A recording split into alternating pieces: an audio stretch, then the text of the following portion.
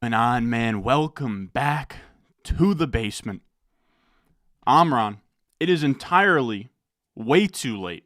It is 12:30 a.m. my time, Eastern time. We did this last year, This is essentially Ron Stewart after dark here.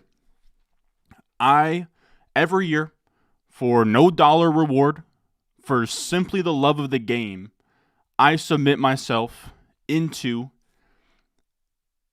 NFL mock draft contest. We did on the Huddle Report. The first year we did in 2022, we actually ended up in a three-way tie. We won that year. Last year we did pretty well. And again, it's all for the love of the game. I just submitted it last second. You have to get it in by 1 a.m. Eastern, 12 a.m. Central Time. We hit a buzzer beater every year. I pull my hair out. I go back and forth on every single pick. We have a lot to get into today. How are we doing in here? We got Ray Gill, that's an OG. We got Toronto Dave the Mandem, that's an OG. How are we? I honestly, I wish I started hours earlier. I had no plans for this to take this long. But here we are. Yeah, this is Ron After Dark. We got Emmett in here. My Vikings draft our next face of the franchise today. We'll see. We'll see what I have them doing right now. Now, I will say as well, we got Fled in here. I've been struggling today. The allergies are freaking humbling me today. I thought for some reason I came in here this spring. Allergies haven't been bothering me at all. I was like, man, maybe this is the year that I have no allergies. And then boom, today I woke up hitting like a ton of bricks. I will say as well, it's midnight. So it's not going to be the cleanest of all time, me commentating this mock. But we're not going to waste any more time here. Less than 24 hours out. I'm hyped as hell to get into this. I'm Mr. April. I'm in these streets. Let me make these a little bit bigger here. What do we got? Now, some people might be asking, like, why are you doing this tonight? Like, this is a little bit insane. And you're certainly onto something here. But I am gonna sleep in tomorrow. This thing was due at midnight. I figured why not also post it before the deadline, just to kind of, I don't know. I don't really have to, as long as the video I make matches the mock I submit, it doesn't really matter, but why not? Kill two birds with one stone. Here we are. All right, so let's get into the mock draft simulator. We have a late night mock stream going on here. Let's see. So we're in the mock draft simulator. I have my submitted mock to the left of me. Also, make sure, fellas, if you're in here, leave a like on the stream. I'm out here late as hell. I probably should have told somebody in my house that I'm recording right now, but we're in the basement. Nobody can hear us. Nobody can hurt us. All right, so we're going to control every team. We're going to do just the first round. Is this kind of what we want in terms of viewing? No, let me put myself in the top right. All right, so we'll put ourselves in the top right. This is going to be fun. All right, so usually I have a lot more thought out explanations for my picks. This year, not so much because I genuinely was working up to the freaking bell here. But this is what we're going to do.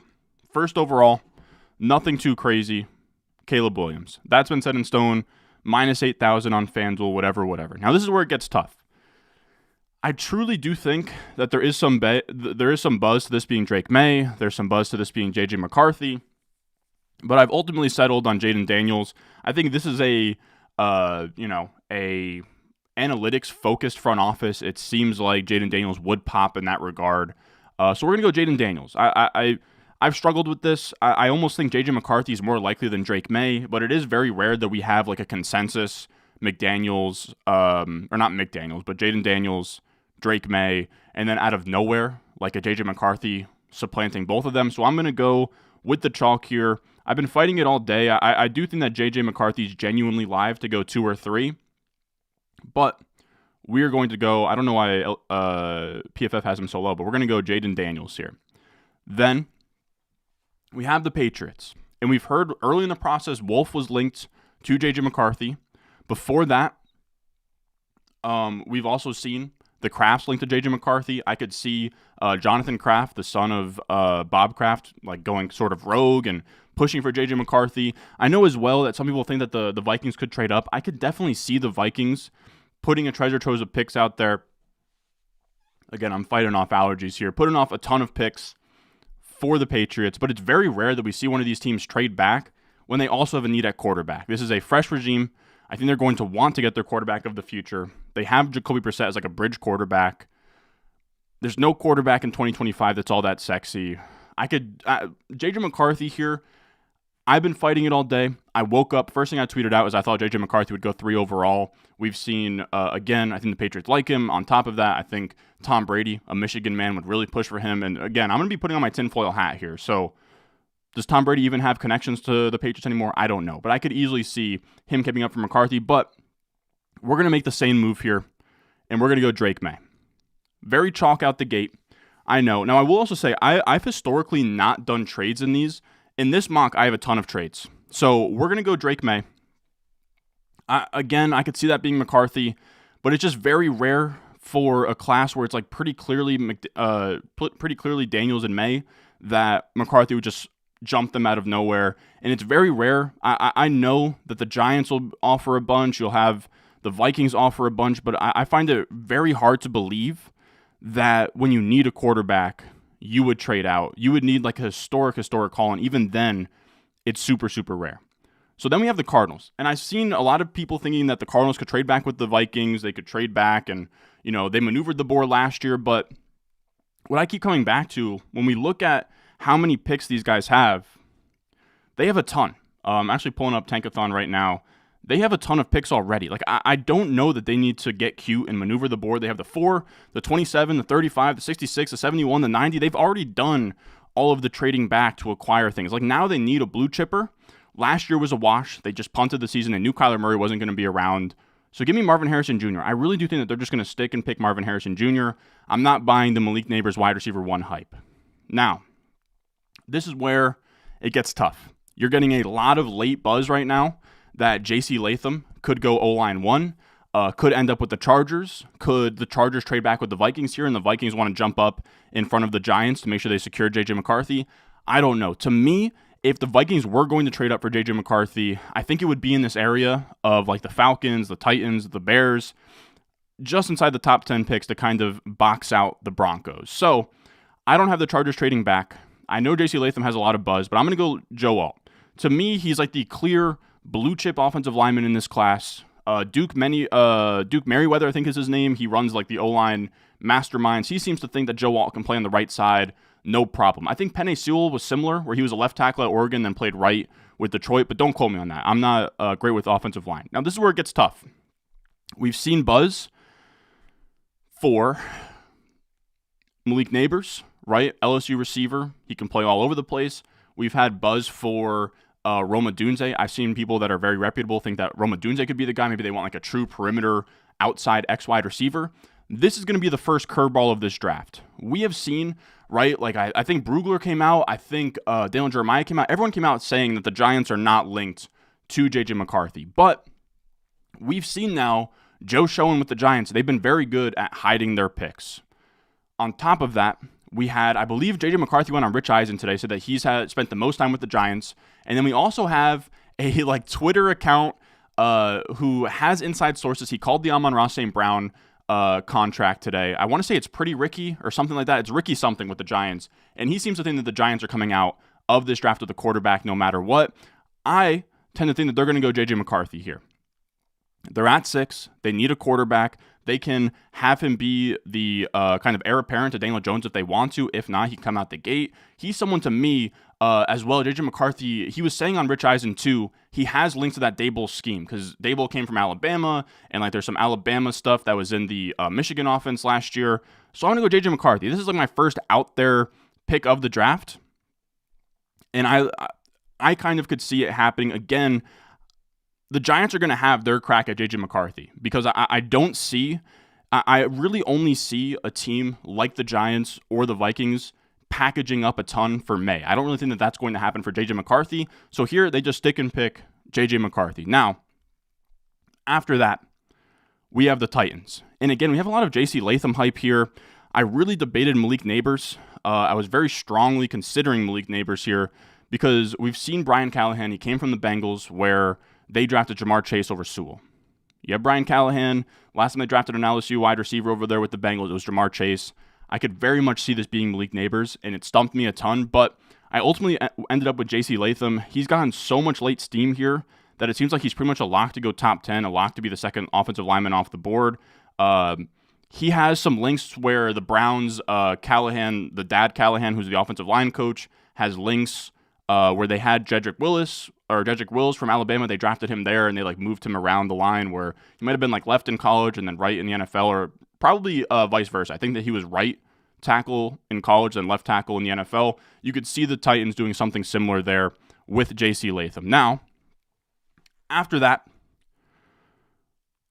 we have the Falcons. Now, this is where I have my first trade. I don't usually do trades in these. We're going to have a trade here with the Falcons. Now, I'm going to pull up I think it's like the Fitz trade value chart. I cannot stress enough, fellas, the trades that I make in this mock, the value I could care less about. It's really just more this team traded with this team, and that's all I really care about. So what we're going to do here is we're going to have the Falcons trade back, because I think the Falcons are the most likely team to trade back. You have Rome Odunze still on the board. You have Malik Neighbors still on the board as like potential trade back partners.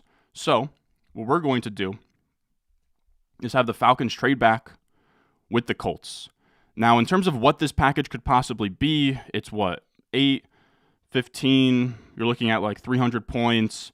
I'm just going to call it a second. Could it be more or less? I truly don't know. But we're just going to say the Colts spend their 15 and 46 to come up to the 8 spot. Because it seems like they're a team that really wants to get one more weapon for Anthony Richardson. And we're going to have them taking Malik Neighbors here. They don't have somebody truly that can like take the top off of the defense. So if you have like all this speed of Richardson and Jonathan Taylor and now Malik Neighbors, that's really, really interesting for a team. Now, after that, we have the Bears here, and I could see them trading back. They're a team that doesn't have another pick until the 75th overall pick. I just don't know who would come up. Somebody could definitely come up for one of these wide receivers for Brock Bowers. But I'm honestly buying the Rome Odunze to Chicago hype, where Caleb Williams has been like throwing with Rome Odunze, and they took the same flight into Detroit. I could see them sort of taking after the Tank Dell thing with CJ Stroud, where, I imagine Caleb Williams behind closed doors is keeping up for Rome Odunze. Why not grant him that wish? So here we go, Rome Odunze. Now, I could easily see them trading back with like the Saints, and the Saints could come up and take Olu Fashanu. You could see them trading back. You can see them just staying here and taking Olu Fashanu. There's actually some links there where Caleb Williams and Olu Fashanu were high school teammates. So there's a lot to sort of, connect the dots there if you want to. But we'll have Rome Odunze go there. Now, famously, even in the mock where it was like super accurate in 2022, I believe, I got both the Sauce pick and the Garrett Wilson pick wrong with the Jets. I never know what they're going to do. But here, early on in the process, Dalen Jeremiah couldn't shut up about how much the Jets and Joe Douglas would like Talise Fuaga. I think as well, he's someone that has right tackle and guard flexibility. And Elijah Vera Tucker is someone who was similar in that respect. And I used to think that, well, because of that, they wouldn't just have somebody who's like another Elijah Vera Tucker. But Elijah Vera Tucker, coming off another serious injury, he tore his Achilles, which I just can't imagine is that easy to come back from in 1 year, especially because he did it a little bit later on than like Rodgers. So I think that they're going to go Fuaga. He's someone that can play right guard. If Vera Tucker is healthy, he can come play right guard. Morgan Moses and Tyron Smith aren't going to hold up. So he gives you a lot of flexibility there, protect the quarterback, all of that. I could see them easily trading back and trying to get that second back as well that they sent away for Rodgers last year. Now, this is the toughest part of the draft for me because you have J.J. McCarthy gone. All 4 quarterbacks are gone. I don't believe that the Vikings are going to pick like a Bo Nix at 11. So it's like, what do they do now? This is probably worst case scenario for them. I could easily see them trading back if some team wants to leapfrog the Broncos. But for here, I'm going to have them sticking and picking. Their defense isn't that good. Their GM, Kwesi Mensah, however you want to say that, is a Moneyball guy. I imagine in most models and just kind of like threshold-wise of like RAS and age and everything, Dallas Turner pops the most. He's an Alabama product. He's not even 22 years old yet. Crazy, crazy athleticism. He can drop back in coverage. So here, I have them sticking to this pick and taking Dallas Turner for their defense. Now, after that, we have the Broncos. The Broncos have been linked to trading back so that they can take Bo Nix later on in the first round. Here, I have Sean Payton. This is kind of an out there pick. I have Sean Payton sticking here and actually taking Brock Bowers. He's somebody where if you go back to the Saints days, he absolutely loved using Jimmy Graham. I imagine he's sitting here looking at Brock Bowers, right? He's never been a believer of Greg Dulcich. On the Saints, he tried to make Adam Troutman a thing. I could see him just sitting here and just looking at Brock Bowers and be like, why is he still available at the 12th overall pick? He could be someone that's top 5 on Sean Payton's board. He's someone that kind of goes off on his own beaten path. So I like the idea of taking Brock Bowers there for Sean Payton. Now, after that, we are going to go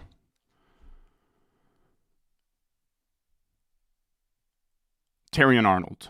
He is somebody that's just been super chalk to the Raiders. I could see them taking Penix, but I just can't imagine. I can't imagine somebody taking Penix 13th overall with 2 ACL injuries and everything. Do they, take him in the second? Sure. I think that's a possibility. But for now, I'll have them taking Terrion Arnold. He just seems like somebody that fits the culture they're building, Alabama DNA, all of that. Now, we have the Saints, and the Saints are somebody that need offensive line bad. Trevor Penning is a huge bust for them. Ryan Ramczyk might retire. So here, I'm going to have them going offensive line. I like Olu Fashanu for them. Someone that could go much higher than this. Could be a cornerstone left tackle. But I wouldn't be shocked if this was something really out there if it was a Marius Mims. And because the Saints, Mickey Loomis is their GM. He does random things all the time. Now, at the 15 spot, the Falcons traded back, and I have them sitting here. I will be honest, this is going to be the year for me of me trusting these insider Twitter accounts. There's a very good chance that they're all wrong. But I believe his name is Clemson Jeff or somebody, but he's been linking the Falcons to Leatu Latu the entire process. So I'm going to have them taking Leatu Latu here. Could they stay there and take him at 8? It wouldn't shock me. Could they take Dallas Turner? Could they take Byron Murphy? I think all of those guys are in play. But here, I think 15th overall, you can stomach taking a guy who once medically retired. Now, the 16th pick for the Seahawks, we are going to take Troy Fautanu. Now, I've gone back and forth on this. I actually really liked, I know the underdog guys, Josh Norris and Hayden Winks, have been talking up Cooper DeJean to the Seahawks. I could definitely see it, right? The Kyle Hamilton, Dax Hill kind of role for the McDonald guy who came from the Ravens. It makes a lot of sense. But they did just bring in OC Ryan Grubbs, who played at Washington, or coached at Washington. Troy Fautanu is someone that can play anywhere on the offensive line. So to me, it could just make a lot of sense if they just take Troy Fautanu right out the gate, protect Geno Smith, someone who got hurt last year. Then we have the Jaguars at 17. And this one's tough. I could see them going corner. I could see them going Brian Thomas here. It's a lot of weird stuff going on with them. There's somebody that could trade this pick for Ayuk or something. But for now, I'm going to have them sitting here taking Quinyon Mitchell. They're a team that's been linked to corner the entire process. And Quinyon Mitchell, it wouldn't shock me if he went inside the top 15. Now, this one's weird. Byron Murphy really slips here. I could see the Bengals taking an offensive lineman. It seems like that's what they've been linked to this entire time. Offensive line runs a little bit thin here. They could take an Amarius Mims, but we did just get the news that Trey Hendrickson, their defensive, their edge, is requesting a trade. I know that I think they had an interior D lineman have a season-ending injury last year. So I'm going to have them taking Byron Murphy. A little bit of an out there pick for them, but it's tough to see him slide much further than this. So I just kind of like the idea of having Byron Murphy go at this spot. Now, after that, we have the Rams at 19. In this one, I'll shout out, I think it might have been Jordan Vanek, I think, formerly of the 33rd team, that mentioned Xavier Worthy to the Rams. I know that it's picked up some steam with Josh Norris and Hayden Winks. It's picked up steam in general. And I could just see Sean McVay looking at all the pretty toys that Mike McDaniel gets to play with and want a speedster for himself. So I have him taking Xavier Worthy. Now, PFF has him at a heinous spot. Yeah, ranked 69. So we're going to take Xavier Worthy here. I actually debated them trading up with the Broncos and taking Brock Bowers because they had Tyler Higbee tear his ACL. They have nobody behind him. And these McVay, Shanahan, all of these guys, they love their tight ends where he would have Higbee in the screen game. And you've seen other scenarios where, the Shanahan guys have a George Kittle I don't know if it was during the time that they were all in Washington, but you had Jordan Reed in Washington that like came from that like Shanahan McVay tree. So something to look at. I do think that a sneaky spot for Bowers is the Rams. Then we have the Steelers. The Steelers come in here. They're usually a team that leaks their picks. It was pretty certain that they were going to take Pickett. It was pretty certain that they were going to take, before that they were going to take Najee Harris. So I have them taking Graham Barton. There's just a lot of buzz around it. They're looking for a center. Graham Barton is more of a center than a tackle, it seems, by a lot of the offensive line guys. So I have them going Graham Barton there. At 21, this is our next trade. The Packers have a lot of ammunition, and the Dolphins don't, right? Where the Dolphins have 21.55 and then all the way down to 158. The Packers have 25. They have an extra second from the Jets pick. So I think we see a move get made here. Now, to jump from like 25 to 24, or no, 25 to 21, now you're really testing my knowledge on kind of what the trade packages could look like. Could you do like the Dolphins? Can you move like the 158 up to like the 91? Would that work? What's the difference between 158 and 91?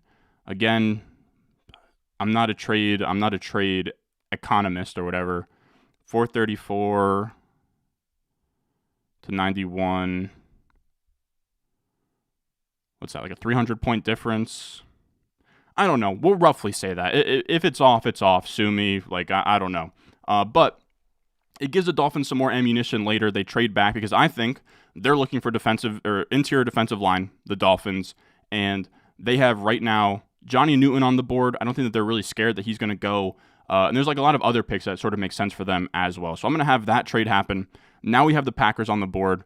And the Packers really need like safety help right now. They signed Xavier McKinney, but they're still sort of weak in that area. Same thing with like nickel corner for them. So this is actually where I have Cooper DeJean going. They drafted the Iowa kid Luke Van Ness last year. Maybe they bring in Cooper DeJean to kind of do the same thing that like the Eagles have been doing with their Georgia team. Could see it happening. Kind of putting on my tinfoil hat here, but we have the Eagles continuing their trend of building this Georgia Bulldogs team pretty much. They take Amarius Mims, and the kind of like development that they do there with the Eagles, I could see Amarius Mims, like they draft him as a project, and he just becomes an absolute stud.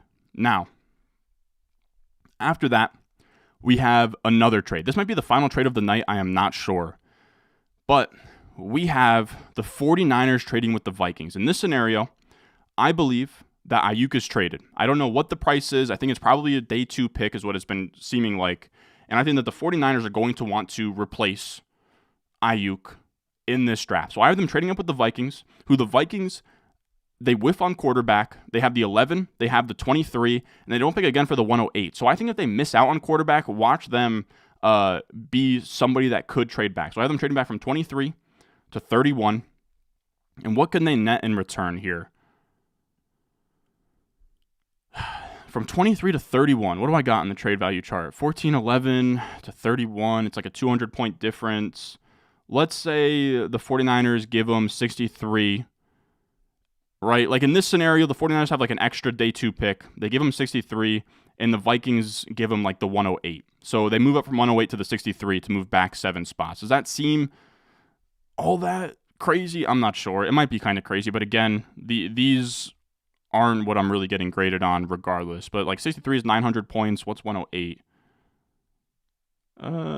It's like a 300-point difference. Yeah, you know what? Sign me up for that. I don't know. I think you guys might hate that one, but whatever. The Niners come up to draft their Ayuk replacement. Somebody that I think is actually a decent comp for Brian Thomas Jr.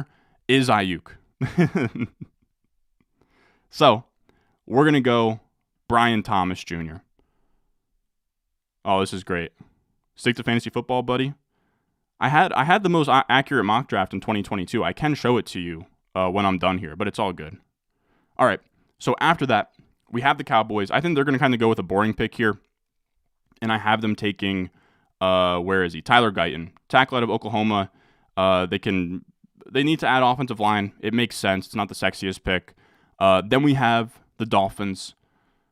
The Dolphins are going to sit here, and I have them taking Johnny Newton. He's going to be somebody that can come in here, replace Christian Wilkins. I think it makes a ton of sense. They traded back. They acquired some capital. Boom. Let's make that pick. Now, after that, we have the Buccaneers. Now, I heavily debated them going edge here. Todd Bowles always liked to go edge, but they did just lose out on, or not just lose out, but they sort of lost their interior offensive line presence of Ryan Jensen and them being like super nasty up front. I think Jackson Powers-Johnson actually offers them that same kind of like nastiness, and I think that they're going to really like that, which is kind of like the way that they're building this team. So we're going to go Jackson Powers-Johnson. They weren't good at running the ball last year either, so boom. Then we have 27th with the Cardinals. I have them taking Jordan Morgan. He's apparently somebody that is like going to play inside. He's listed as a tackle for now, but I'm going to take Jordan Morgan. I just think that he's a lock to go in the first. So why not the Cardinals? They've been kind of investing in offensive line with them taking Paris Johnson last year. So give me Jordan Morgan in this spot. Now, this is a tough spot. We have the Bills here. I really wanted to go A.D. Mitchell because at this point, A.D. Mitchell going in the first round is contrarian. You kind of do have to look at these mock contests as like almost like March Madness where you're like trying to be contrarian and trying to get points on the field. But I do still think it's going to be a popular pick. So I actually went Jared Verse. I know it's going to sound crazy because like the Bills are linked to wide receiver, but we've seen Brandon Beane come out and say like, oh, we don't really feel like we need to take a wide receiver. We don't need to take an X receiver. We saw last year with Joe Brady that they're more of a run-first team, a run-heavy team since switching at offensive coordinator. And they seem like a team that are pretty content thinking that on day 2 they can address wide receiver. Their team, their defensive line isn't great. Like they whiffed on Von Miller. And their defensive line and just their defense in general hasn't been that great. Jared Verse kind of slips here. So I have them taking Jared Verse in this mock. Now, at 29, we have the Lions. It's a toss-up to me between Darius Robinson and Kool-Aid McKinstry or them trading back. I could 100% see. I was very much torn on having them trade back and have the Washington football team or Commanders, whatever the hell they are now. I think they're Commanders. They come up. It's 1 a.m. here, all right? Cut me a break. They come up here. They could take a tackle. They seem very much like one of the teams that could trade up into the end of the first and get a tackle. I couldn't do it, though. I couldn't pull the trigger. I went Kool-Aid McKinstry. I imagine that they're going to really like the fact that he has experience as a teammate with Brian Branch, the like nickel/safety they drafted last year that they really like. He seems like somebody, he went to Alabama that's going to have that sort of like Campbell DNA or whatever. So we would go Kool-Aid McKinstry. Then after that, we go Baltimore Ravens. And this one's tough. I really wanted to go offensive line, but the offensive line at this point kind of sucks. So I'm going to have them go Chop Robinson. They're a team that just sort of take flyers on defensive line, on edge. This is kind of me just matching that up with them. I could 100% see this being a corner. I could see this being really anything. But we're going to have Chop Robinson for now. It would shock me if he wasn't in the first round. He is somebody that had like awful production in college, but he killed the combine so hard. I could 100% see that happening. Now, I was very tempted to go Bo Nix to the Vikings at this 31 pick. Very, very tempted. But I think I'm going to err on the side of caution. We're going to have just 4 quarterbacks in this mock. And, kind of think that this is similar to like the Desmond Ridder hype that we've seen where Desmond Ridder was like maybe a end of the first guy. He goes to the third. We've seen a lot of these fringe guys. Will Levis last year fell. I think that they're going to be early day 2 guys. I don't think that the 5th-year option is as much of a needle mover as some might think. So I'm going to have the Vikings stick here. And it sounds weird that they're going to take 2 defensive players, but it's kind of just the direction I have them going here. They take Dallas Turner first, and then I'm going to have them take Nate Wiggins. He's pretty much like the last serviceable corner on the board outside of their Byron Murphy like slot corner. They don't really have anything else going on there. I imagine that Brian Flores wants a little bit of help. So we go Nate Wiggins here. Super fast guy out of Clemson. I know he's 172 pounds, but it seems like he can definitely play. And then final pick here, we have the Chiefs. This one was tough as well. I could see wide receiver. I could see A.D. Mitchell. I ultimately ended up going with Kingsley. He's been getting a lot of buzz. He got buzz from Tom Pelissero. He does like a last minute, guys who could sneak into the first round. Kingsley Suamatea or whatever is somebody that could. I think Andy Reid has some connections to BYU as well. I like the idea of him being a first round guy. I could see the Chiefs taking him there. On the opposite side of Jawan Taylor, they don't really have anything going on here. And you can see that there's a pretty big teardrop. So if a team believes that Suamatia is a first-round guy, then they're likely going to take him. So that wraps up our mock. And Sam Darnold, Ron trusts. I mean, he was a Jet.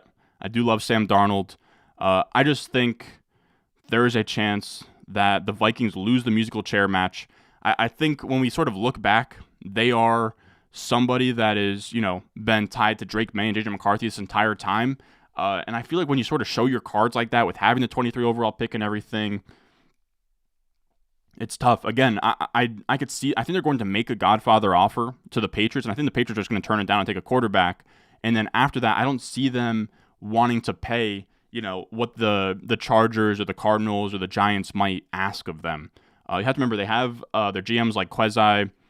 I can never really remember what his name is, but he's like a Moneyball guy. I don't think that he's going to want to mortgage the future for JJ McCarthy. I imagine that they see a tier break. I really do think that Drake May is their guy. They're going to be heartbroken, but after that, they're just going to trade back, accumulate back those picks that they spent to get the 23, and just kind of figure it out from there. So that is the final mock.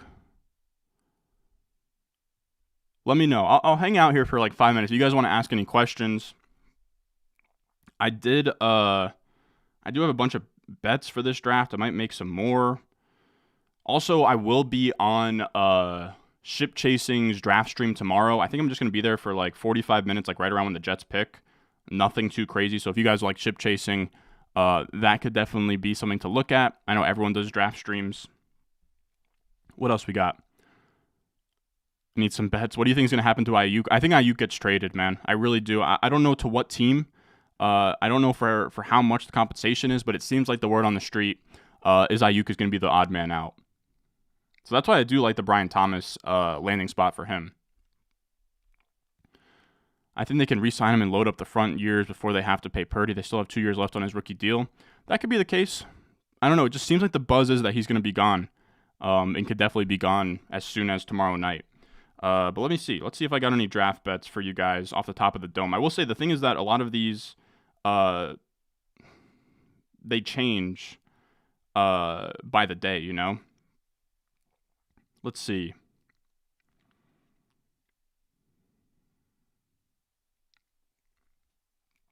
I'm not sure if I actually have anything good. Because everything that's good, the odds are pretty much done at this point. I don't mind the exact order of this top 5 of Caleb, Jaden Daniels, May, Marv, Alt. I don't mind. I don't know how much JJ McCarthy 6 overall goes for, but I don't hate that either. I like Malik Neighbors like 8th or 9th. That's actually a pretty juicy bet. Xavier Worthy to the Rams is fun. I don't know how good that's looking anymore. But yeah, that was it. We'll see what happens tomorrow. I'm excited. I love the draft. I'm a draft nerd. But I appreciate you guys out here, hanging out, watching the stream. We're submitting this for the official mock draft contest over on the Huddle Report. To the hater that was in here, not that I really care, that was questioning, but this is what I'm going to be submitting this towards. And you can see, yours truly, 2022. Was it a 3-way tie? Yes, but yours truly, right in here, 2022. Boom. But yeah, I'm just a fantasy football guy, so kind of ignore what I have to say. But I don't really care. I love doing this literally just for the love of the game. But regardless, I appreciate you guys. It's freaking 1 a.m. if you're watching this. God bless. But as always, I appreciate you guys watching, and I will see y'all in the next one.